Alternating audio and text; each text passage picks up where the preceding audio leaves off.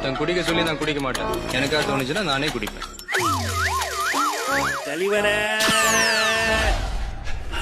தலைவரே திருச்சி மாநாடு நடத்திடலாம்ல? நீ பண்ணு புசி. அப்போ மார்ச் 25 சிக்ஸ் தானே தலைவரே கன்ஃபார்மா? ஒரு வாட்டி முடிவு பண்ணிட்டேன்னா என் பேச்ச நானே கேட்க மாட்டேன். ஆஹா சூப்பர் தலைவரே சூப்பரு. ஹலோ மாநாடு திருச்சியில தான், அங்கதான் 25 மார்ச் மாநாடு. வேலையை ஆரம்பிச்சிருங்க. ஹாய் வி 25th ஃப்ரீ பண்ணிப்போ நம்ம தாய்லாந்து ட்ரிப் போறோம்.